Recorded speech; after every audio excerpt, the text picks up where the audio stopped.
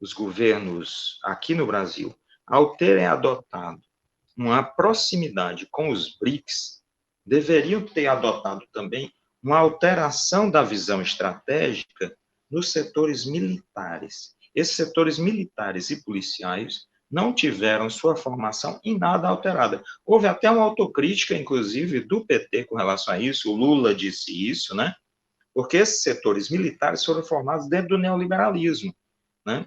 A proximidade entre esses setores militares se tornou muito maior no Haiti, entre os setores militares americanos e brasileiros. Tanto que Mourão, Augusto Heleno, né, Santos Cruz, todos vêm desse grupo que estava lá no Haiti. Eu não sei se o Mourão, mas Augusto Heleno e Santos Cruz, eu tenho absoluta certeza disso.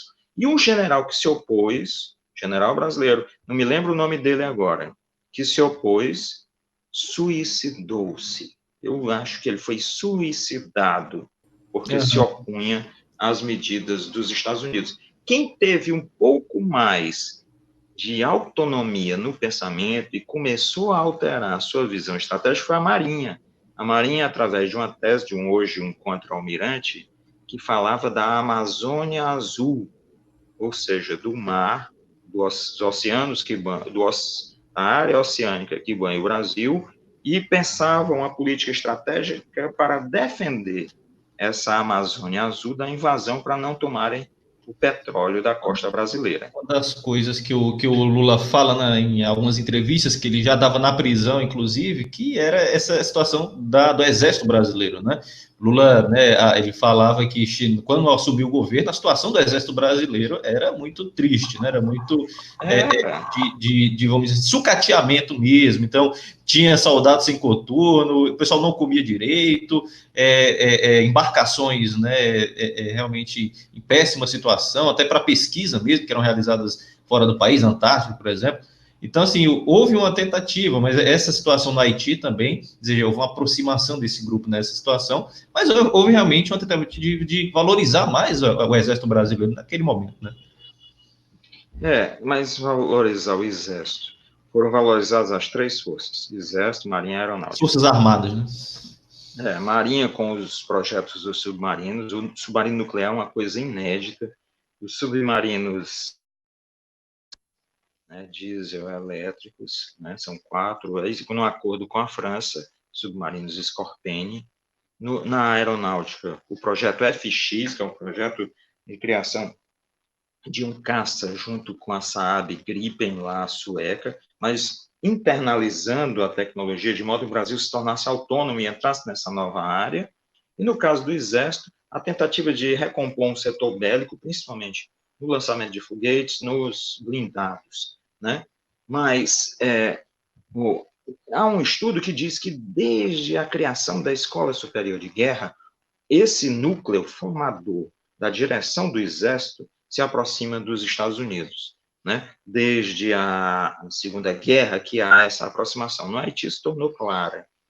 E aí você vê o atual presidente da Funarte, esse que está dizendo um monte de absurdos aí sobre os Beatles, né? O não sei o que, Mantovani, ele dava palestras na Academia das Agulhas Negras.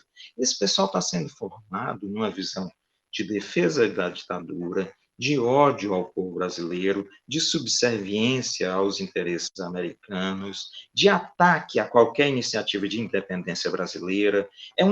Algo semelhante ao que foi feito no setor judiciário para desmontar a tecnologia de produção de navios, de construtoras, de produção de armamentos, porque a própria Odebrecht desenvolvia um sistema de míssil ar-ar, de avião contra avião.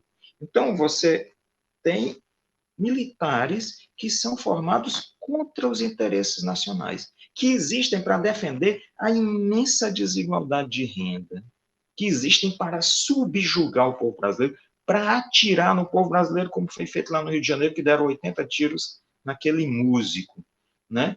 Então, e polícias militares, que são esse setor auxiliar, 450 mil policiais militares que estão sendo formados, na defesa da ditadura militar, no autoritarismo, não estou dizendo que são todos, mas na banalização das mortes, na agressão, né, nós vimos aí o caso de Paraisópolis, na agressão assim cruel e sádica de gente rindo e espancando as pessoas mais pobres, né? Então, não houve a modificação nisso. Modificar o armamento, melhorar o pagamento, modificar o armamento, né? Melhorar os quartéis, criar programas tecnológicos, novos incentivos à pesquisa e ao desenvolvimento de tecnologias, não era suficiente se a cabeça dos militares não mudasse. Eu acho que é emblemático o caso turco. O caso turco havia os militares turcos, os juízes turcos, divididos em a favor de Erdogan e a favor dos Estados Unidos. Erdogan fez depois da ameaça de golpe, em que ele escapou da morte, ele fez uma limpeza geral nesses juízes, nesses policiais e nesses setores militares, entende? A ponto de, em certo momento, hoje, ele não ter aviadores suficientes para os aviões que possui na Força Aérea Turca, mas é melhor aviões no chão sem aviadores do que ocupados por aviadores que irão golpistas que vão bombardear o povo e o governo. E ele